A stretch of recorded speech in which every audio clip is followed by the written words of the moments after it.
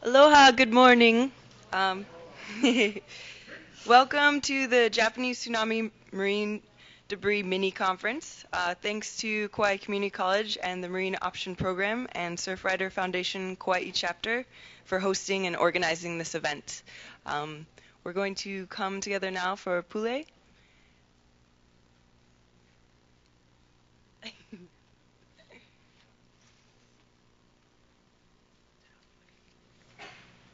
Aloha, mahalo ke akua, mahalo ke kai, mahalo ka aina, mahalo ka lani. Mahalo for this life we all have and the beautiful lunar eclipse we had this morning and the full moon. And thank you for everything that we all have. Let us all appreciate this life that we have and every moment that we have and appreciate this conference, and please bless this conference and all the noeau knowledge that it can give us. Please let us remember all the victims of the tsunami in March, the 15,000 victims plus, and tomorrow is the 9-month anniversary of this tragedy. And there is a Olelo No'eau by Mary Kavena Pokui that's Aya I Ke Ko A Ke Au, and it means whichever way the currents blow. And one of the kauna behind that is that only time will tell what will happen with all of this, but please help us all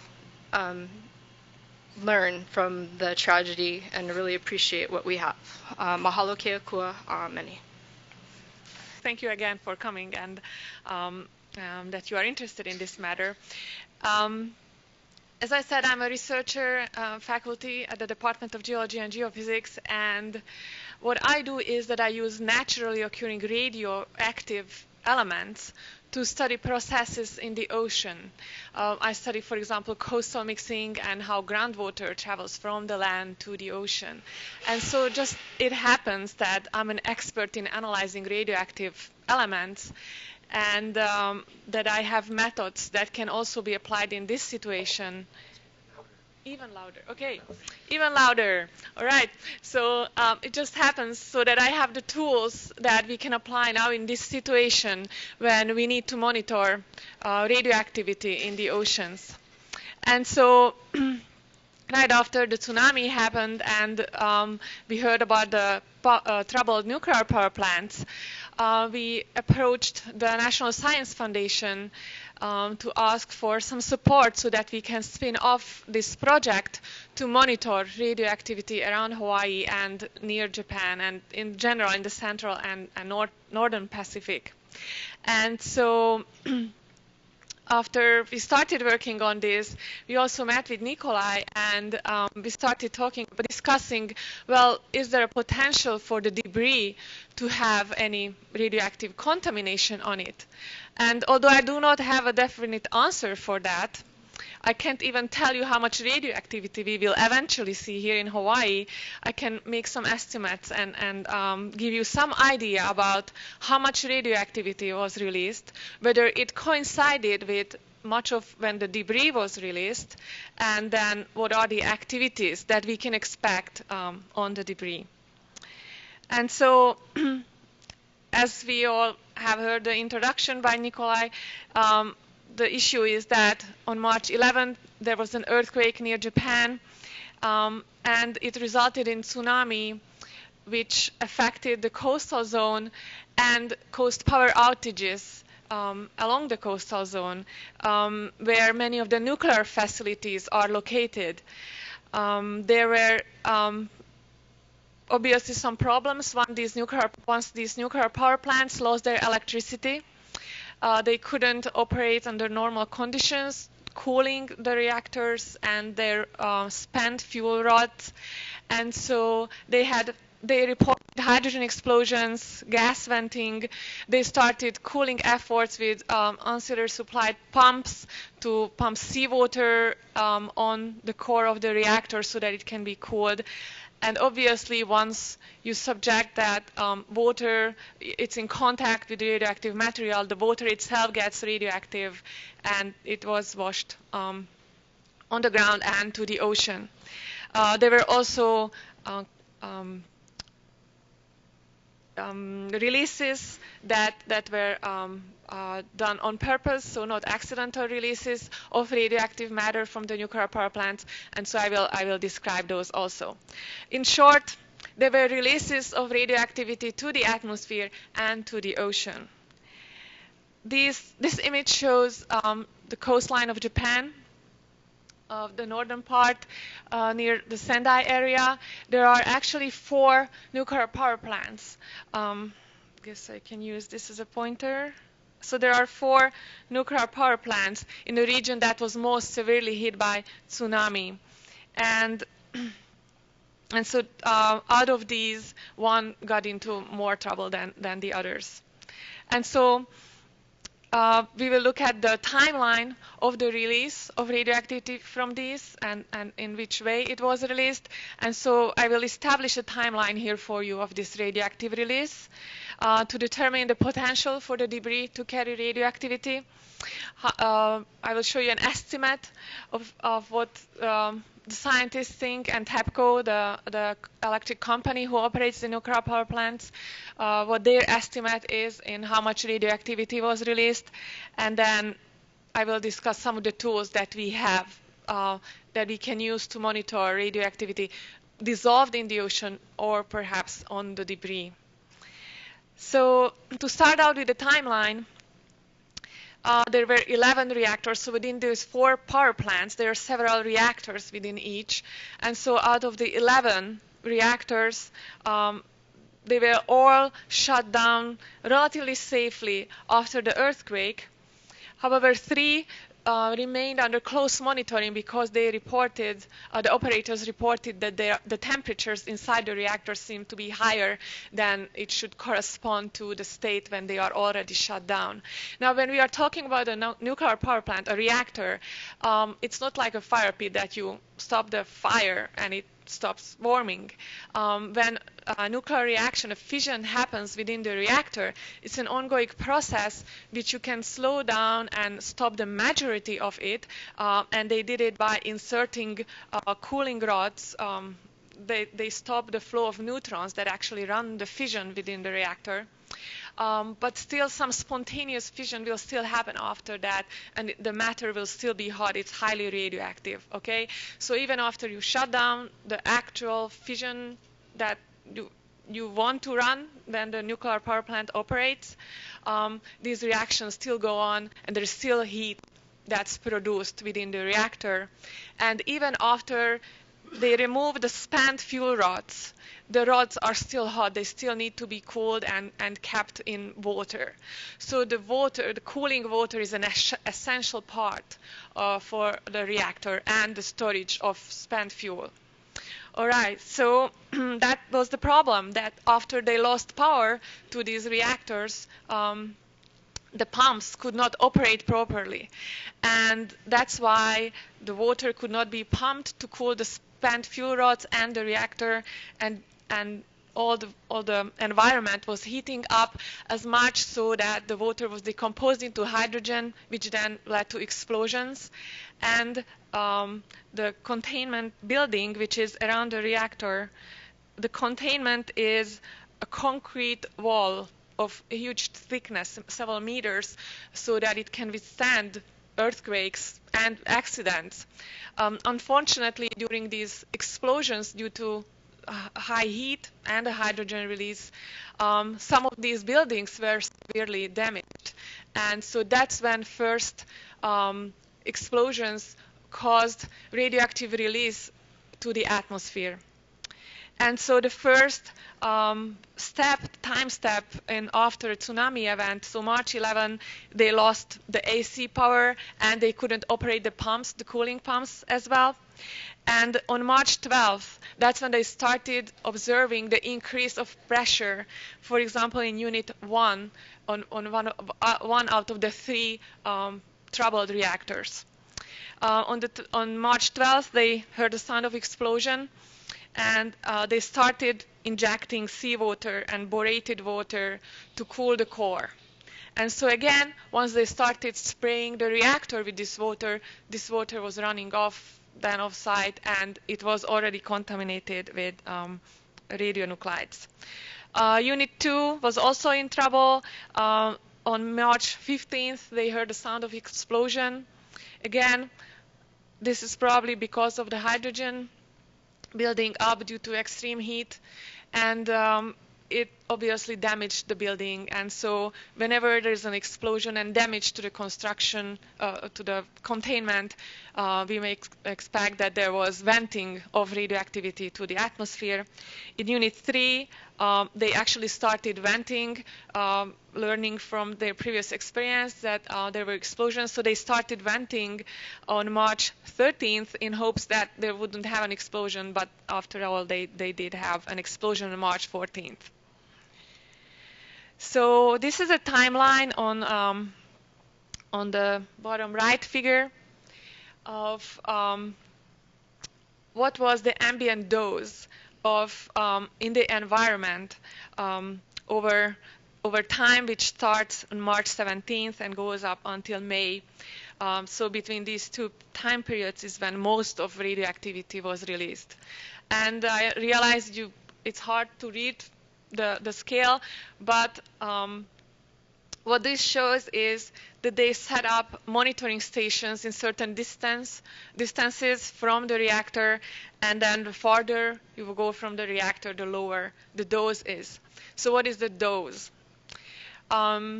Radioactivity is a fact that when an atom splits into two or it ejects some part of it, it goes along with emitting radioactivity. And radioactivity can come in different forms. There are some, for example, gamma rays that travel through matter easily, and they don't do as much damage, for example, to your skin as alpha emitters would be. So alpha particles are highly charged, and they can do a lot of damage to the skin or if you inhale them. Whereas some gamma radiation would just go through you. In fact, X-ray, when you go to get an X-ray, a chest X-ray or X-ray of your arm, you are subjected to radiation, which is X-ray. So it's a sort of gamma radiation. All right, so there are different kinds of radiation. They all have different effects on a human body, and that's why their dose is also different. So a dose pretty much represents a uniform unit for what the different kinds of radioactivity can do to you. So you need a higher dose of gamma rays to do the same damage as alpha particles. All right, so the dose map is shown right here of Japan. So this is where the reactors are, and they were venting the gas. And during the explosions, there were some releases of radioactivity to the atmosphere. You see that most of the radioactive cloud spread over actually the land, not to the ocean. And it really affected more severely the nearest 30 kilometers from the reactor. And why I'm showing this is that this is one hint of how much radioactivity can the ocean get from this kind of release to the atmosphere. The ocean and the atmosphere are interconnected. Whatever is released to the atmosphere might fall out, might be rained out, so it can get on land and on the ocean. And if any of the debris at this point was near this area, it's possible that it would get some amount of radioactivity from the fallout and from the rain if it rains out. I suspect, though, that, and I say I suspect just because no one really has these measurements, of that the debris by this time, by March 13th, was a little bit more offshore than where the releases happened, although atmospheric circulation can happen quite fast. In fact, as soon as March 22nd or March 20th here, the RedNet station, which is operated by NOAA, and it's a station that filters air through a filter, and then they measure a filter how much radioactivity there is, therefore how much radioactivity is in the air. So the EPA reported that as early as on March 20th, they measured radionuclides that came from Fukushima here in Hawaii in the air. Fortunately, the concentrations of these radioisotopes were not at the level that would be harmful to people, but we could still detect them. They could still detect them. And so that was one kind of release that may affect how much radioactivity would be on the debris. So whatever fell on the ocean and on the debris from radioactivity that was released to the air. And the second and more significant release happened to the ocean. And really, the records, actually, I meant to point out that I'm not presenting here my own data, but ones that I obtained from the Ministry of Education, Culture and Sports, Science and Technology of Japan, and also from TEPCO, which is the company that operates the nuclear power plants. And so on their timeline, they reported on April 2nd that they found the first outflow of water to the ocean through a crack. So April 2nd is 2 weeks after the tsunami happened. So before that, they don't really know, except one other event on March 28th. They were not aware that radioactivity is leaking out to the ocean. So there were cracks because of the explosions in the reactor through which the water was leaking out to the ocean. TEPCO's estimation that this amount was 550 tons and had significant activities, significant amounts of radioactivity. Also, this water that leaked out to the within the reactor, they realized that it's highly radioactive. They wanted to store it somewhere else in a building that was not cracked, that didn't have any damage, so they could store it safely. Therefore, they decided that where they store radiation waste, that water is relatively clean in comparison to this highly radioactive water. So they would dump the water from their waste treatment pool and would pump out the highly contaminated reactor water in there. And so that's what they did, and that's what you probably heard on the news. This happened on April 4th and 5th. They released large amounts of water that was high radioactivity, but not as high as the one in the reactor water. So they chose the lesser evil from the two. So this was a managed release of radioactivity. So these are the three events of leaks or managed release that they reported. One was April 4th, the one the judge just described. They had a leakage that they started to be aware of, and they stopped it on April 12th. And they also had one intentional discharge of radioactive water on March 28th. And so all these, date-wise, are a little bit later than when the debris was released. So the debris was released on March 11th and a couple days after, and then it started moving offshore. So when most of the radioactivity was released to the ocean, hopefully most of the debris by then, the majority of it moved a little bit farther. To give you an idea, we all try to compare things. So when we compare this incident into what happened in Chernobyl. Here I have a table that shows this right here, that shows some of the radionuclides that were released in both accidents. And in Fukushima, the releases were 1 order of magnitude less than in Chernobyl. But the major difference between these two is that most of the releases in Chernobyl went to the atmosphere. Most of the releases in Fukushima went to the ocean. And that's one of the major differences. And one thing that works for us in this case, although huge amounts of activity went to the ocean, the volume of the Pacific Ocean is huge. And thankfully, dilution is the solution to pollution, as they say. And so we are relying on this in this case also. In fact, their measurements by TEPCO that happened near the coastline, so they started monitoring radioactivity in the ocean right away. And they did monitor it right here by the reactor, and then at certain distances from the reactor. And this line is about 30 kilometers offshore, so about a little bit over 12 miles.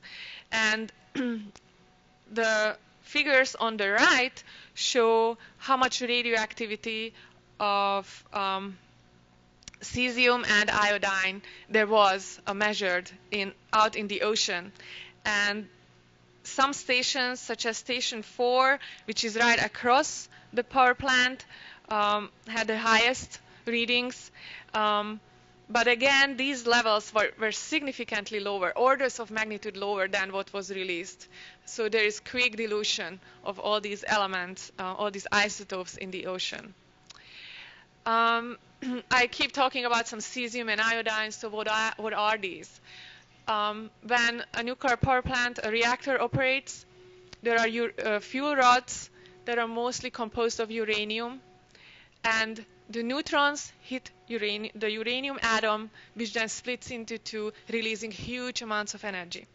So the uranium atom is splits into two new elements, and most of it is iodine and cesium and xenon, tellurium. We know exactly what the uranium splits into, and so we monitor iodine and cesium because of this reason. So uranium mostly splits into iodine and cesium and these others that I mentioned. And we like to look at iodine because chemically and in the environment, it behaves so that it largely affects humans and plants and animals. We take up iodine very easily. It goes into our thyroid, so that's why we are concerned about it. Once it's in our thyroid, it's really hard to get rid of it. And that's why you might have heard of iodine tablets. Some people started taking iodine tablets, but it can mess up your balance, your iodine balance. So you should not take these iodine tablets unless you are directed to do that. Indeed, levels here in Hawaii never reached such high iodine levels that you would need these tablets. Cesium, on the other hand, is a completely different animal, to say.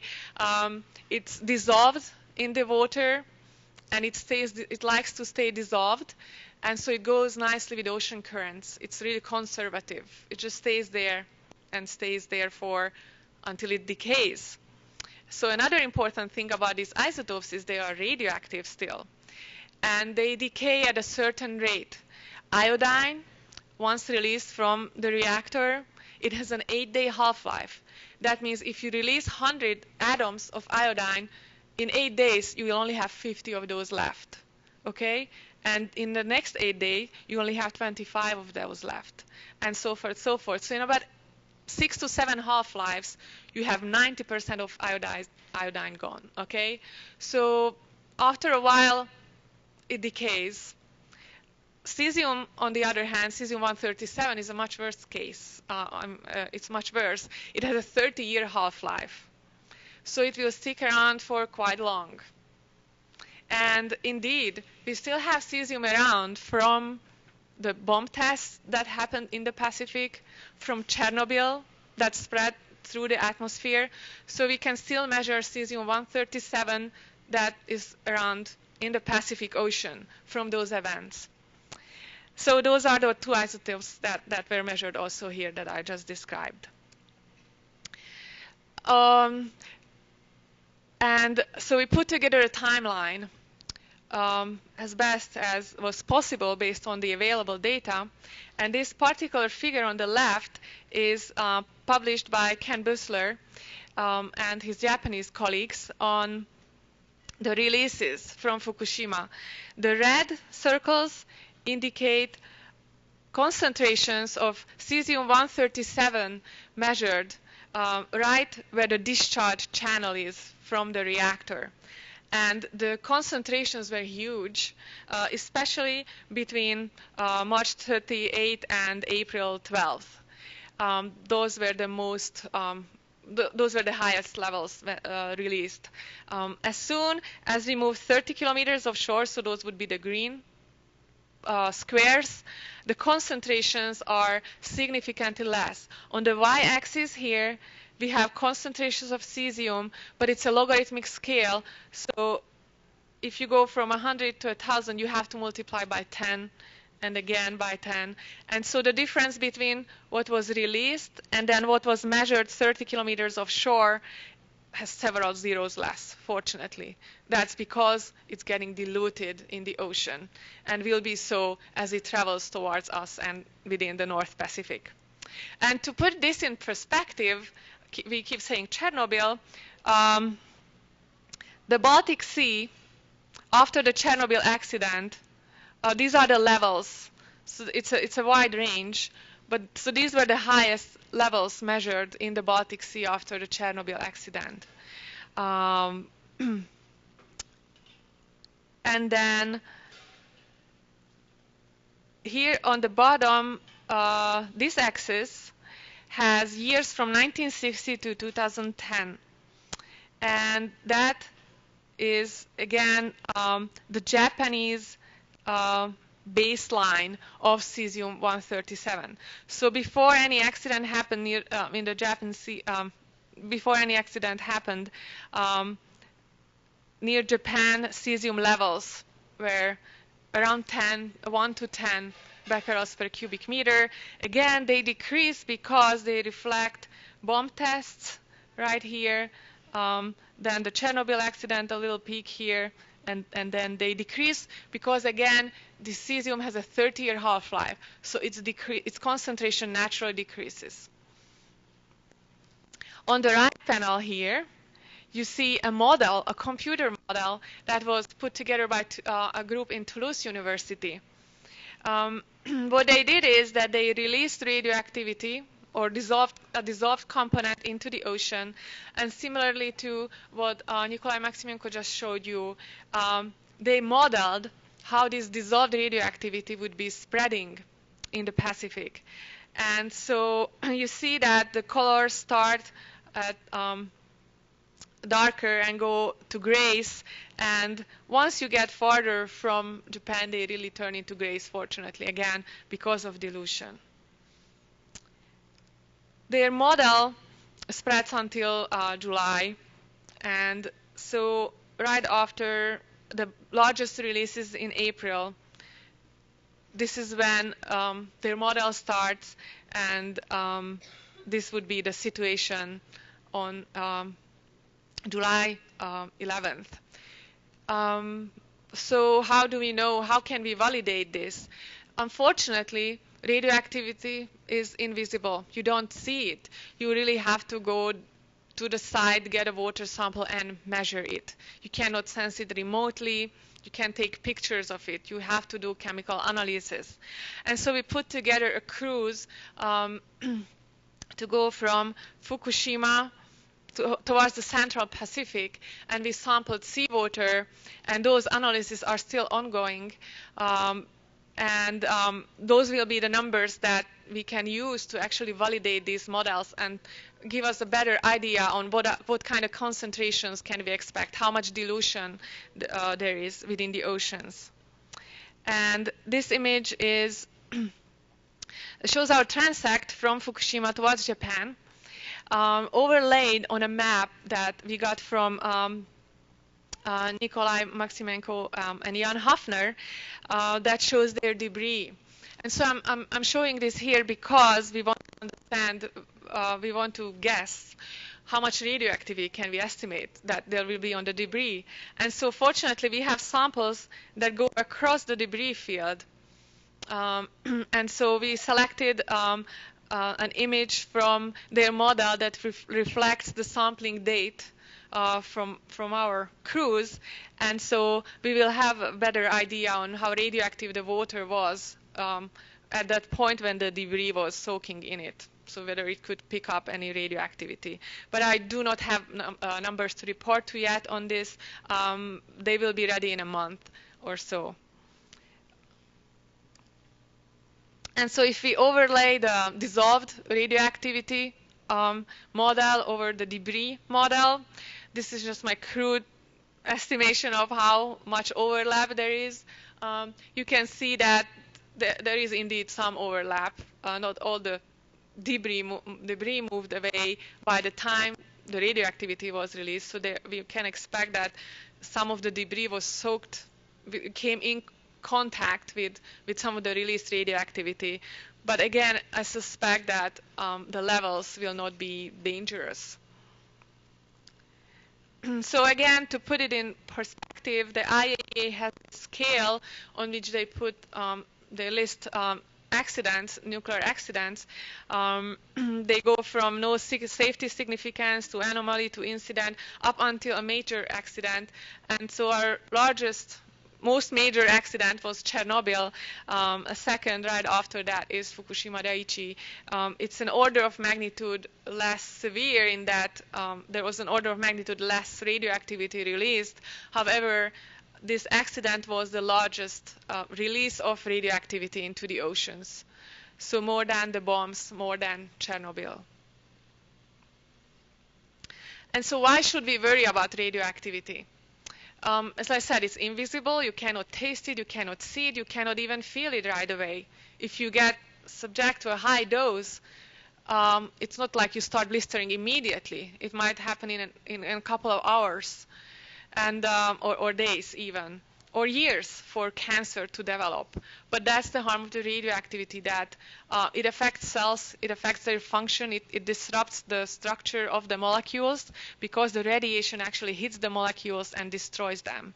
So it can destroy the cells. And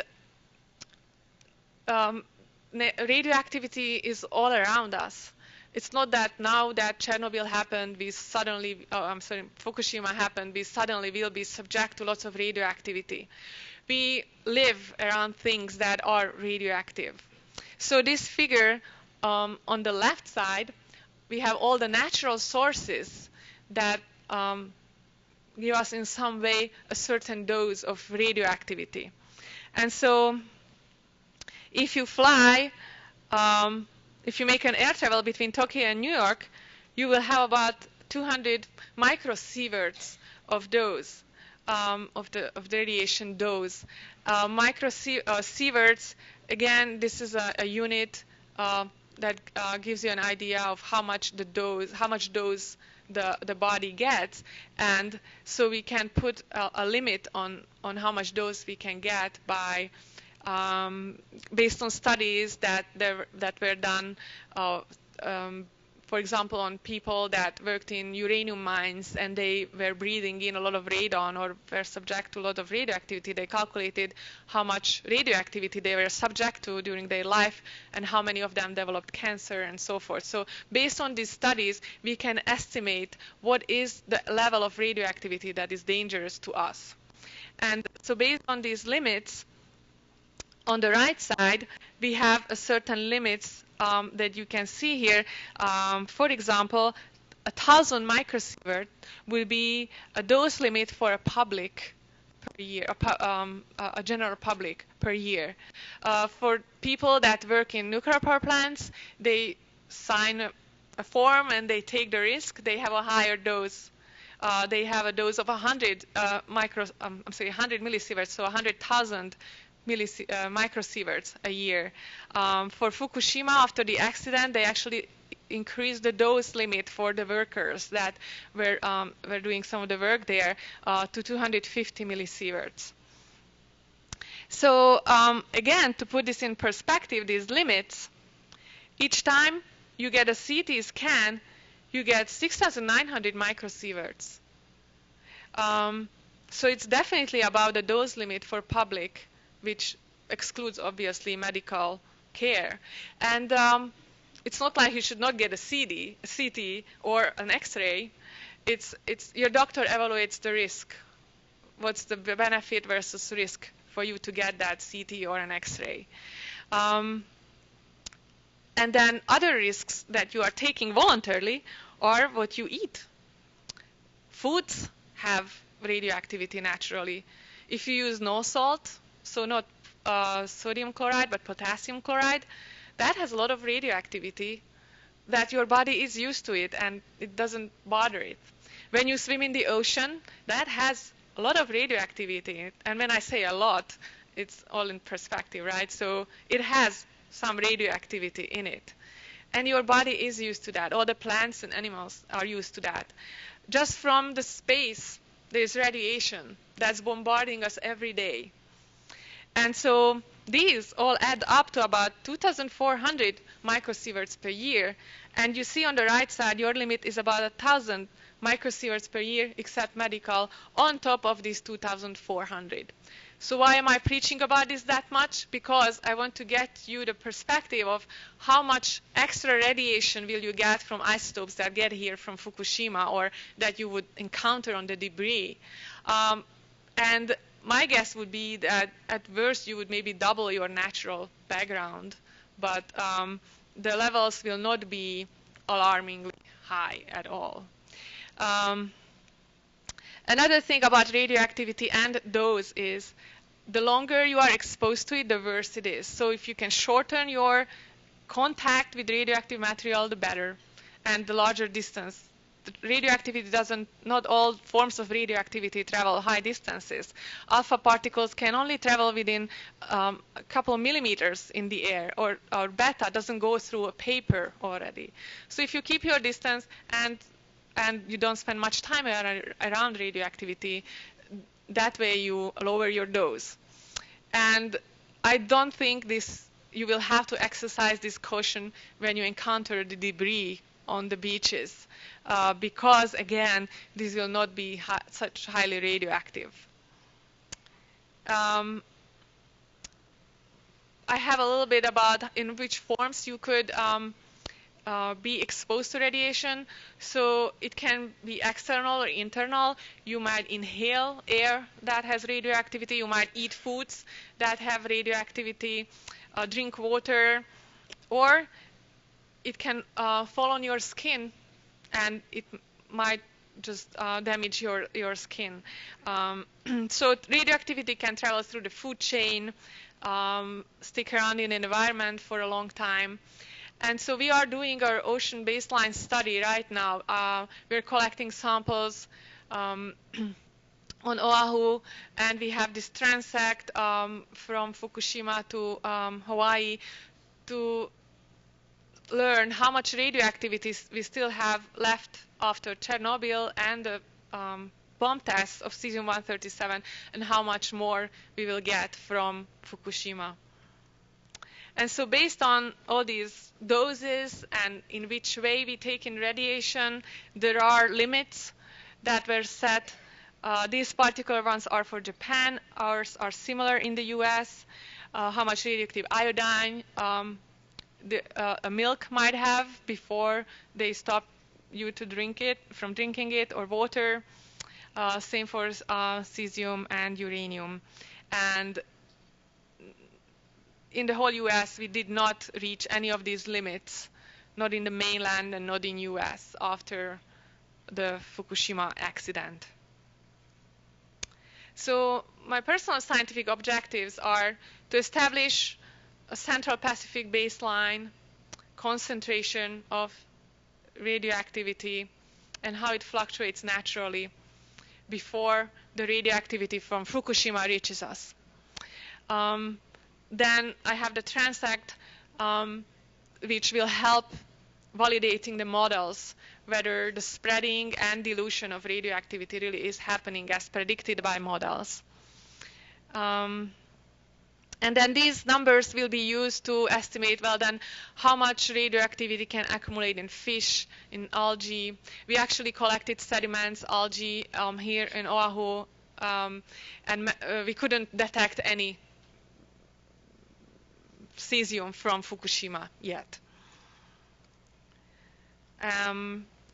So I already talked about this. So we sample water on Oahu. We have an offshore sampling station also. It's called Station Aloha, where we get monthly samples. We also got samples from Guam, Midway Islands, and we have the Japan to Central Pacific transect. So I think we have a very good baseline to recognize when the Fukushima releases will get to Central Pacific. And we are obviously doing weekly monitoring, so we will know about it. And as I said, there is cesium for after Chernobyl and after the bomb test still in the Pacific. The levels are here on the top axis. So these are cesium concentrations in becquerels per cubic meter. Becquerel is a unit of radioactivity. Think of it as concentration, how many atoms there are within a cubic meter of water, or how many gallons. And so the surface ocean is always higher, just because that's where the atmospheric fallout is, that's where the release is, where they all float on top of the ocean. And it takes a long time for it to mix to deeper, bigger, greater depths. But that also helps us actually to understand more about the ocean, how dissolved components spread within it. So our study will be helpful for that also. And this final image shows timelines of cesium concentration. This one would be for the Pacific. So we are decreasing. Now we will have, after Fukushima, a little bit of a spike. This was for Atlantic, and some measurements for the Southern Ocean and Indian Ocean. And the y-axis, the concentrations indicate that the Atlantic has significantly higher activities than the Pacific Ocean, orders of magnitude higher. That's because all the nuclear fuel reprocessing plants release a lot of radioactivity, and there were some accidents there. So the Atlantic Ocean is in general, has a higher inventory of radioactivity. And even after Fukushima, I don't think the Pacific will catch up to the levels that the Atlantic Ocean has. And so my conclusions would be that the debris generated on March 11th, while the radioactive releases started on March 12th, really, and 13th, as atmospheric releases. And there is possible that some radioactivity was deposited on the debris. Seawater radioactivity decreased significantly as early as 16 kilometers offshore, and even more visible on the numbers that were from 30 kilometers offshore. And again, if any debris is being soaked in this water, it will pick up probably a little radioactivity, very little. And so the total estimated release was 500,000 terabecquerels, which is, to put it in perspective, an order of magnitude less than Chernobyl was. And that's my last slide, so I answer any questions.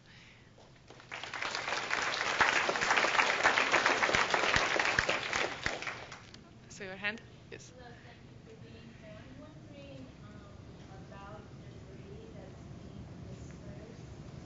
How radioactive is it in itself in its release on computers, and how does that fit into your statistical information? So the question was if there was any radioactive debris released. So radioactive before it was soaked in ocean water. Do I understand the question right?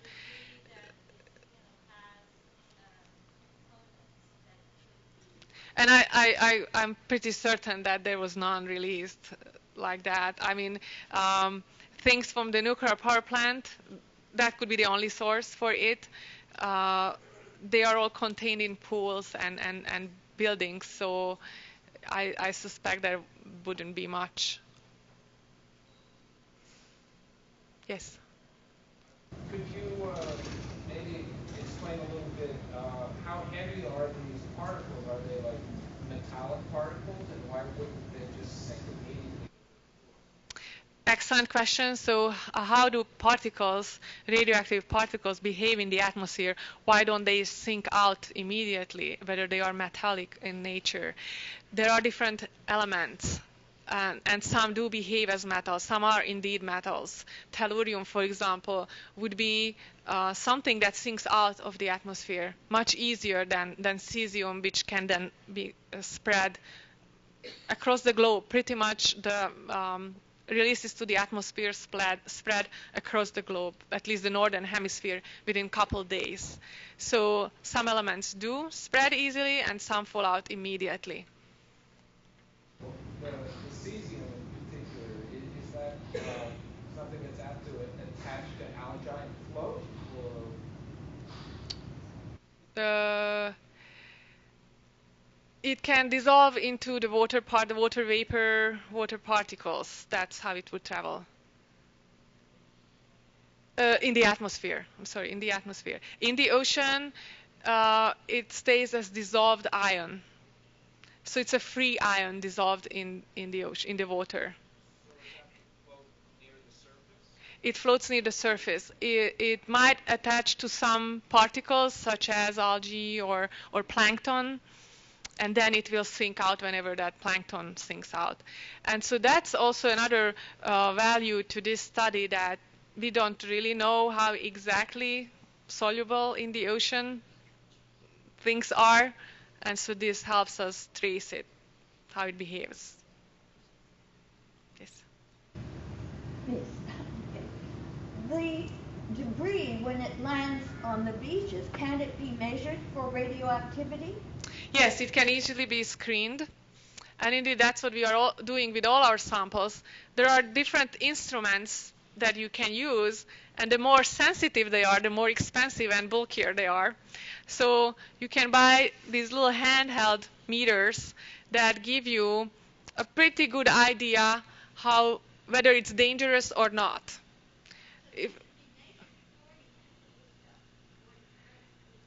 Assuming that you expect high radioactivity on the debris, it could be useful.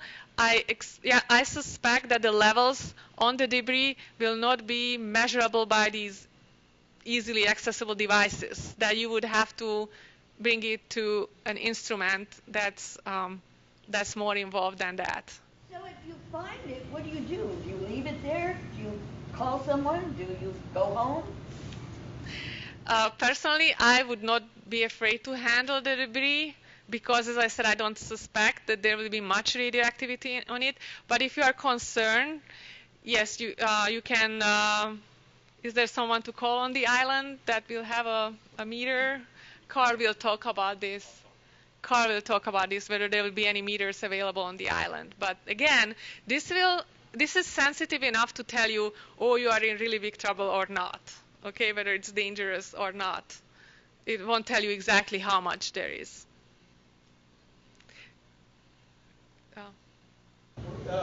In the debris field, small fish that are attracted to that field for protection, being exposed to radioactive materials there, then being consumed by larger fish, and eventually being consumed by humans. And also, with the radiological studies in Japan, were any of those independent, or were they all company generated? So the first issue that the gentleman was referring to was bioaccumulation. It's so-called biomagnification over the food web. So plankton captures some of the radioactive elements, and then the fish eats that, and that fish is eaten by a larger fish. So it's called a biomagnification of radioactivity. So if you eat that bigger fish, you get significantly more radioactivity into you than if you ate the plankton or the algae. And so this is something. It's an ongoing study right now. With our crews, we collected samples of plankton and then fish to see how it really works, because there aren't many studies of that. The second was. Oh, independent or not? Yes, right. So TEPCO, the company that operates the power plants, did its measurement, and then there were several cruises, among others ourselves. We went there and collected samples. NOAA had some cruises there. They collected samples for us that will be analyzed, and the IAEA had a cruise that also measured. Simply this task of trying to understand what's happening in the ocean was just too much for one country, for Japan to handle alone. So they welcomed help, and they opened their EEZ, and ships could go there to measure. Was BP there monitoring the Salam? I couldn't understand that, I'm sorry. BP petroleum. BP? Oh, BP, whether they funded something? I'm saying that is that they released all kinds of figures about what went on in the Gulf of Mexico, the troops being anyway, never mind. And so our government also helped. So as I said, our study was funded by the National Science Foundation and also funds from the Moore Foundation. So NOAA has definitely interest in this, and EPA. So our government also did care and provided help. Yes. You can move away from radiation that's around you, but when you ingest something like fish swim thousands of miles through the northern Pacific Ocean. Is anyone really watching to see if the fish we're eating is becoming radioactive? Yes, they did studies. They did monitoring of fish. So the question was whether anyone is monitoring fish, whether they are safe to eat. All fish in Japan that was caught in that area, in the Fukushima area, was monitored. And so they had a monitoring program in Japan to study the fish. In the U.S., I know of a couple of laboratories that are looking at this. And again, I got questions here from Hawaii from people. They were asking that, what about fish that really resides a lot in the Japanese coastline, and then they swims over to Hawaii and we catch it? Is that dangerous to eat? And my answer to that is that the fish would have to live in those waters for years to accumulate enough radioactivity and swim over here to be really harmful for us, which is not the case. First of all, because the releases only happen over, let's assume, a month, or not even a couple of weeks, and then it got diluted. So the fish didn't have enough time to accumulate huge amounts, the kind that then would swim to Hawaii. Yes. What kind of protective gloves would you need if you were doing a beach cleanup? Is there something that would protect us from radiation? I think ordinary nitrile gloves would do the job in that it won't stop the radiation, because gamma particles penetrate through any plastic, but it would stop radioactivity to build up on your skin. Nitrile gloves, any plastic gloves, any gloves, actually, I would say. It's just so that the particles don't stay on your hand, that you wash it off. Yes.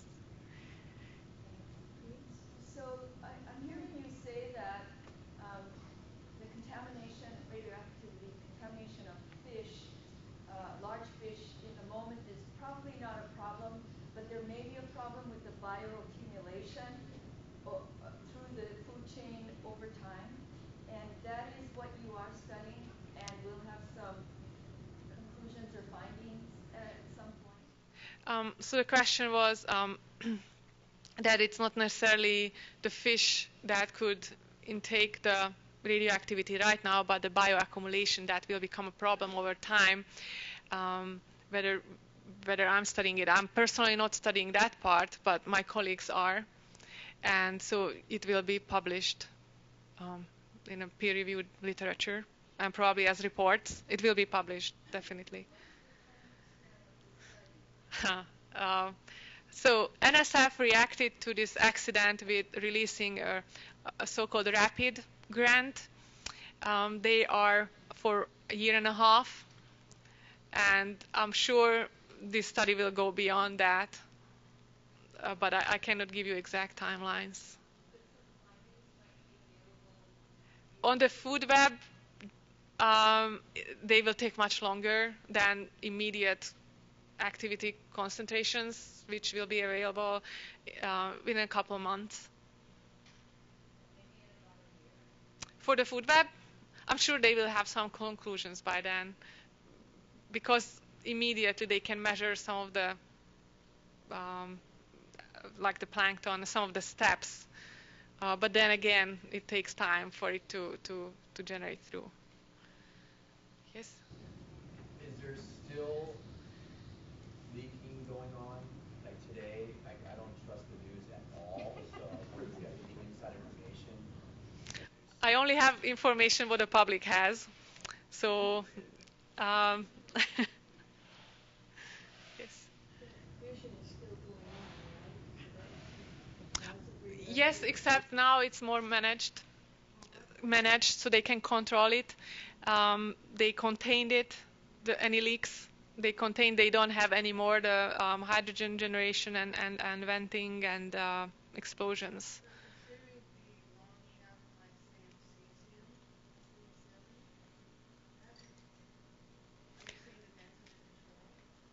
So cesium, the 30-year half-life is one of the lower ones. There are some that have thousands of years of half-life. Yes, for example, and they. But that's what I'm saying, that now they contain the sources. They can. Yes.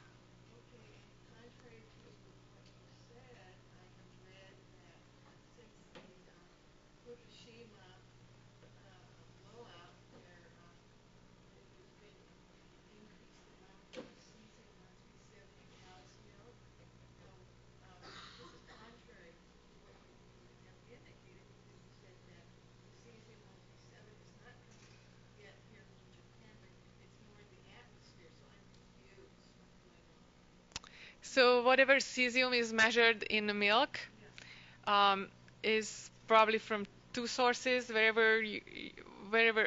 I'm sorry. Which location do you refer to? In Hawaii or?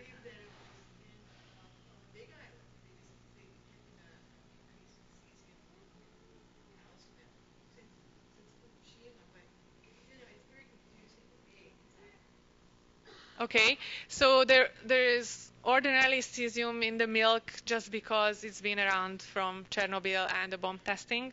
On top of that, we got a little bit of new cesium from the fallout in early March, early April, late March. And so the levels did increase. And I did not say that it's not detectable, I just said it never reached the limits that would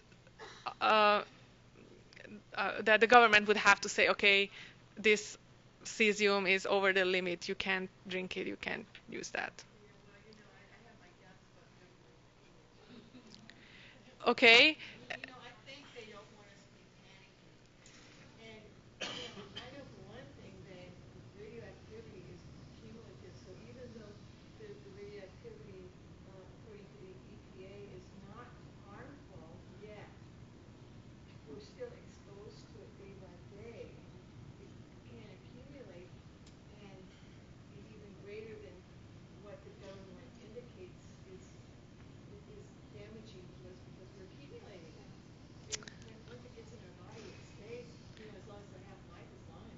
Actually, that's not entirely true. Again, it depends what kind of isotope it is. If it's strontium, it goes into the bones. It stays longer, as opposed to if it was cesium, it behaves like potassium, so it leaves your body much sooner. Okay, so body accumulates radioactivity is not, it's a very general term. You cannot generalize it like that. So some isotopes are more dangerous because of how their residence time within our bodies than others. And so, yeah, you can't generalize like that, and to the limits.